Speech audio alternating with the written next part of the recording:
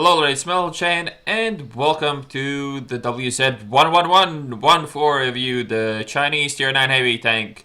So, this is one of the best Tier 9 heavy tanks. It is one of the most competitive ones with one of the best guns on the Tier 9 heavy tank. It really is a beast. But first of all, let's look into the armor. The scene here is quite simple. The upper hull is not very good. I mean, 210, 220, I mean, it's not very good. And the lower plate is even worse. But on a tank like this, what matters is the turret armor. And in that regard, this tank is really good for a tier 9. Look at that fucking armor. 300 on... And that's not even the gun mantlet. Gun mantlet places are actually weaker, but still, I mean... 350. Like, the armor values on the turret are insane. You have cupolas, that is an issue. They're not very thick, and they're not the smallest either. But if you play it properly, you'll find your enemies struggling to hit these parts. And another thing to notice is that there's some shot traps. You cannot really see that, but if the shot goes like here from the front, it can bounce into the hull like so. So that is something to watch out. But then again, the armor on the turret is really important, and it's really good. And with the bad gun depression, it's a good combo. You have some space side armor, would not like. World of Tanks, you so stupid. Like, look at this shit.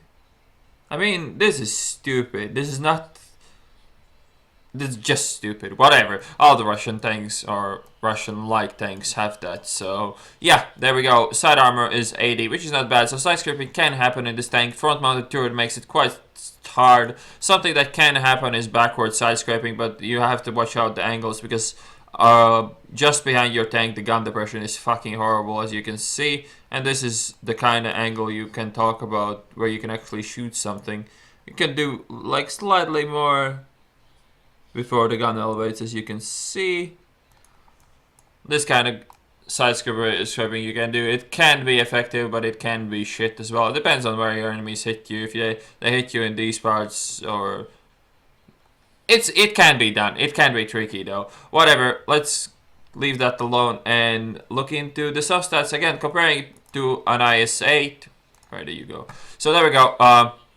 Maneuverability. All the stats are the same or worse. The IS-8 kind of expected, apart from full speed traversing. I guess the gun on the IS-8 is not the most accurate one, but this is bigger and more derpier, so it all makes sense. Mobility wise, this tank lacks just behind the IS-8. Not a horribly big difference, and it makes it up kinda in the terrain resistance. So the tanks are almost equally speedy, and for tier 9 heavy, this is actually quite speedy, especially for the huge cannon it carries. But whatever, we have seen the stats, and let's get into the replay now. Playing on Hidden Village, tier 10 game. One thing that this tank does not mind at all is tier 10 games. As long as you can put yourself into proper hull down position, this tank can wreck face. It can be like an IS-7 almost. Not as good because you don't have that unpenetrable turret front, but it still is really, really good. As always, gonna read a bit of stats before the game starts. So speed limit 50 km an hour, speed limit backwards 15, exactly like on the IS-8. Horsepower per ton you already saw. Fire chance 12, so it's a diesel engine. It doesn't really catch on fire. However, ammo rack is in the front, so it gets ammo racked in the hull quite often, so you kind of have to try to deny that. View range 400, extremely good. With colored optics it can act as a medium tank if you desire. Turret traverse 26 degrees, not very good, but good enough, I guess. And then we get to the gun. So 244 penetration, which might not seem like much on tier 9 heavy tank, but 490 alpha, which makes this gun really similar to the gun of the Eason E5, with the accuracy stats not being that bad. 2.9 second aiming time and 0.4 accuracy, and even the gun depression is not that bad. -5 and plus 23 elevation, which is IS-8 levels of gun depression, which is not bad. Rate of fire 4.289 with the stock values. It gets much better. The reload's around like 11.5 seconds, something along those lines. The DPM stock values is really similar to the IS-8, which is a good thing in of itself when you have higher alpha damage. So the only only mediocre feature in the gun is the penetration, but it is not that bad. And as you can see, these 500 rolls are devastating at this tier. Properly placed, this tank can single-handedly influence the game in a way that no other Tier 9 heavy really can. It doesn't have these glaring weak spots like on the E75 with the cupola, and even the turret, when people shoot gold at it, is not that good. This tank, however, if people decide to shoot gold at it, it can still bounce, and if you use your 5 degrees of gun depression, the cupolas are not an easy target to hit. You have the shot traps and shit like that, and if you get rushed and you're not hull down anymore, you are going to get boned. Now, 2 bad shots in a row, really unfortunate, but nothing you can do. Gun is not the most accurate thing in the world, so you kind of have to deal with it.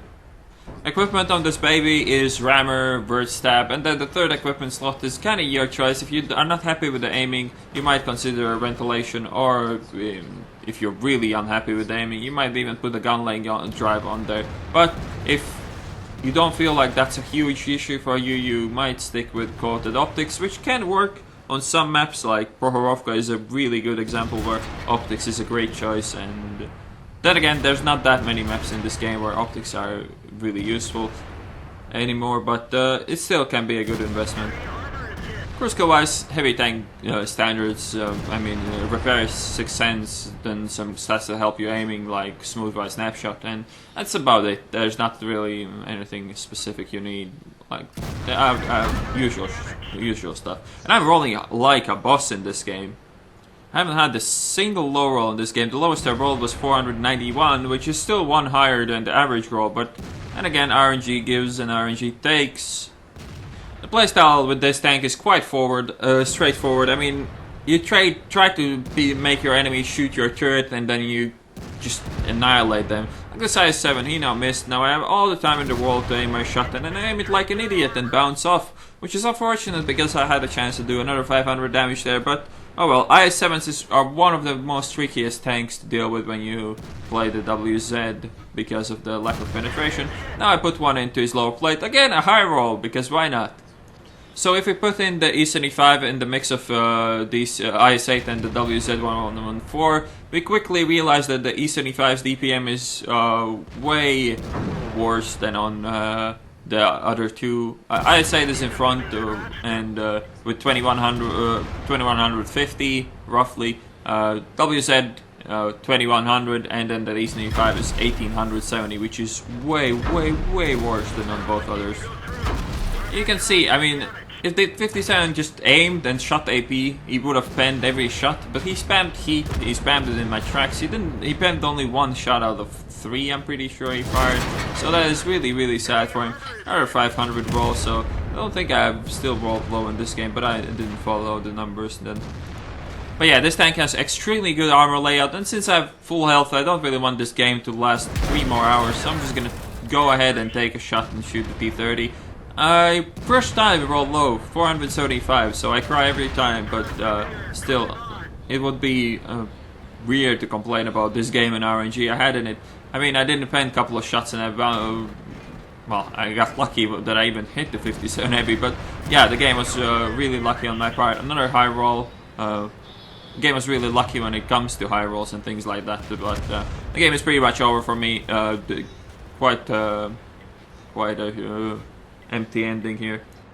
But yeah, I hope you can see how much of a competent brawler this thing is. I mean, aiming time can be a bitch when you have to aim at things like that at distances, and then if you get blocked, it's even worse. But yeah, the brawling potential in this tank is extremely good for Tier 9. And the funny thing is, if you compare this to an IS-7, it has 50 less DPM, so IS-7 is roughly the same DPM as IS-8, and it has roughly the same gun as on this tank, with even worse aiming time. I mean, it has way better hull armor and better turret armor, but still, you can just see how much potential this tank has. I mean, same reload as on the IS-7, same alpha damage as on the IS-7, really potential, really good armor with high potential, so yeah, the last and not the least, the speed this tank can go. I mean, going 50 downhill or not is amazing for a tank with this amount of armor. So, I mean, at Tier 9 this tank definitely has the best armor layout of all of them. It has weak spots, but it has really nice turret. Compare this turret to an IS-8 and you'll see big difference. I'm actually gonna put in the armor layout on the eyesight in the end of this video so you can compare. So here's the template: 4008 experience with the double Ace Tanker, 5202 damage done, 2429 assisted, 100% accuracy, didn't pen all the shots, and a Confederate medal as well. But yeah, highly recommend this tank to everybody that loves to play tier 9. At tier 9, this is probably the best armor layout, as I said. It has the thick armor where it matters, and it moves around really quickly for the armor. It has way better than the IS-8, you just cannot compare. I mean, the lower plate on this is much worse than on the IS-8, so it's gonna be more prone to lower penetration guns when you're sitting in the open, but then again, the difference is not that huge. And as you can see, from 15 shots fired, 15 hits, 12 penetrations. There were some bad shots, some unlucky shots into the IS-7's lower plate.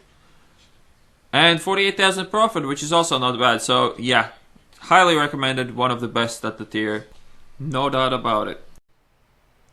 Before we end this video, let's take a quick look at the armor layout on the IS-8 just to compare it to the WZ. So 120 upper and lower plate, which makes the lower plate better. Not by much. You can see 170 or 100 millimeters of armor. There's not a real big difference. I mean, a light tank can pen the WZ-111 while anything that IS-8. I mean, most tier 7s have this amount of penetration. Tier 7 mediums can struggle, and KV-1Ss, well, ISs and IS-6s can struggle with this armor. It is really good. This armor is really good at bouncing those guns, with the 100mm tier 6 guns of the Russians. But other than that, there's not much other use of this. I mean, if it's angled, if you shoot the wrong cheek, it's gonna be good. But same on the WZ. I mean, it's gonna be a bit better than on the WZ, like 270 you will never see on the WZ. But still, where it matters is the turret, and where it matters, this tank does not deliver. Armor is 201, it's not sloped at some points, so if you shoot right next to the gun mantlet, you can see tier 10, tier 9 guns is just gonna eat straight through this. I mean, if you're face hugging, you can always go for the turret ring as well. And just a quick note, 985 armor. Not on the crack at all in wargaming, not at all. It's physics, man, it's simple. Top of the turret, 40mm of armor means that any 120mm gun is gonna pen this with auto pen regardless of the angle. Like, you can barely see the thing there, and if you land a shot on that part, it's gonna pen no matter what distance and what angle you're shooting it from. And the cupolas are easy targets as well, and they're not very thick either. So I hope you guys enjoyed this review, and I will see you on the next one.